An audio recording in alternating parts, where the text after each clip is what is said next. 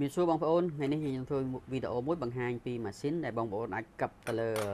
កំប៉ុងសម្រាប់ដាក់ម្ហូបអាហារបងប្អូនណាជាស៊ុបឬក៏ជាអីក៏ដោយបងប្អូនអាចដាក់ទៅហើយយើងកាប់មាត់កំប៉ុងវាហើយបងប្អូនអាចយកទៅចំហុយមានន័យយើងដាក់ក្នុងឆ្នាំងទឹកក្តៅដើម្បីចំហុយឲ្យវាក្តៅឡើងវិញណាបងប្អូនអាចលក់ជាស៊ុបមាន់ខ្មៅស៊ុបប៉ាវហ៊ឺឬក៏អីក៏បានដែរឲ្យតែបងប្អូនចង់និយាយថាយើងដាក់ហើយយើងចង់យកទៅកម្ដៅវិញដាក់នៅក្នុងទឹកណាបងប្អូនអាចប្រើប្រភេទកំប៉ុងអស់នេះយើងមានណាមានຂະຫນាត 250ml 350ml នេះ380មាន500ទៀតដែរ500មាត់ធំយ៉ាងហ្នឹងណាតែនេះយើងនិយាយຂະຫນាតមាត់តែមួយមានន័យថាយើងប្រើម៉ាស៊ីនតែមួយយើងអាចប្រើបានຂະຫນាតផ្សេងគ្នាណាចឹងឥឡូវសម្រាប់កម្របកោះនេះយើងអាចមានប្រភេទជាហែកឬក៏ប្រភេទជាកោះដូច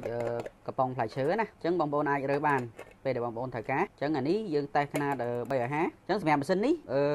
កម្ពស់ឲ្យតែលើសពី50សង់ទីម៉ែត្រទៅគឺបងប្អូនអាចកាប់បានដោយមិនបាច់ថែមជើងថែមអីណាប៉ុន្តែដោយសារនេះវាទាបពេកអញ្ចឹងពេលដែលដាក់វាលើកឡើងទៅវាផុតអត់ដល់មាត់ធ្មេញណាអញ្ចឹងបើសិនជាបងប្អូនប្រើកំប៉ុង 200ml 250ml យើងត្រូវមានជើងកលមួយទៀតតែឥឡូវយើងតេស្ត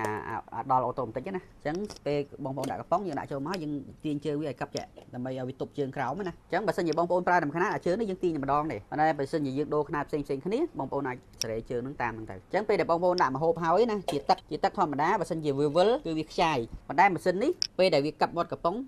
អត់វិលទេអញ្ចឹងដោយសារកំប៉ុងនេះពណ៌វាដូចគ្នាបងប្អូនមើលអត់ដឹងវាវិលមិនវិលតែឥឡូវយើងចំណាំកំប៉ុងនេះណាពេលដែលវាដកចូលវិញគឺកំប៉ុងហ្នឹងនៅនឹងដែរមានវាអត់វិលទេណាអញ្ចឹងបងប្អូនដាក់កំប៉ុងហើយយើងគ្រាន់តែចុចសៀលមួយមកបានហើយនេះចុចសៀលមួយអញ្ចឹងម៉ាស៊ីនវានឹងអត់ឲ្យបងប្អូនឃើញកំប៉ុងអត់វិលទេអញ្ចឹងបើសិនជាប្រភេទទឹកគឺវាអត់ខ្ចាយទេណាអញ្ចឹងកំប៉ុងនេះកំប៉ុងអាលុយមីញ៉ូមណាបងប្អូនអាចយកទៅដាក់ចំហុយក្នុងឆ្នាំងទឹកក្តៅបានណាមានន័យយើងកម្ដៅវាវិញណាអញ្ចឹងបងប្អូនលក់ស៊ុបមាន់ខ្មៅលក់ប៉ាហ៊ឺក៏លក់អីក៏ដោយហើយប្រភេទទឹកណាបងប្អូនអាចប្រើកំប៉ុងនេះយើងយកទៅវាខ្ចប់ទៅគាត់អតិជនយើងគាត់យកទៅណាមកណាយើងអត់ខ្លាចកពុកទេហើយមួយទៀតពេលដែលយើងចំហុយស្រួលហើយយើងដាក់ចូលទៅក្នុងឆ្នាំងទឹកក្តៅតែម្ដងណាអញ្ចឹងបងប្អូនមានតម្រូវការពាក់ព័ន្ធមួយកំប៉ុងវាខ្ចប់យើងមានច្រើនប្រភេទបងប្អូនអាចតាក់ទងមកពេកដើម្បីព័ត៌មានថែមបាននេះកំប៉ុងថៃខបងប្អូនដាក់ថៃខឬដាក់បាយមានម្ហូបនៅក្នុងហ្នឹងក៏បានដែរណាអញ្ចឹងយើងមានច្រើនប្រភេទជាប្រភេទពងជ័រក៏យើងមានដែរ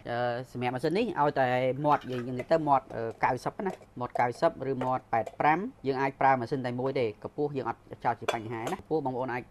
កាប់ទីខ្ពស់ឲ្យបានតាមតម្រូវការណាតែឥឡូវសម្រាប់បងប្អូនដែលលក់ស៊ុបមាន់ខ្មៅស៊ុបប៉ាវហ៊ឺស៊ុបជាកាំអីណាបងប្អូនអាចប្រើកំប៉ុងនេះយើងអាចយកទៅចំហុយនៅក្នុងឆ្នាំងទឹកក្តៅបានណាអញ្ចឹងបងប្អូនមានតម្រូវការចាំតាក់ទងមកពេកដើម្បីព័ត៌មានថែមបានសូមអរគុណ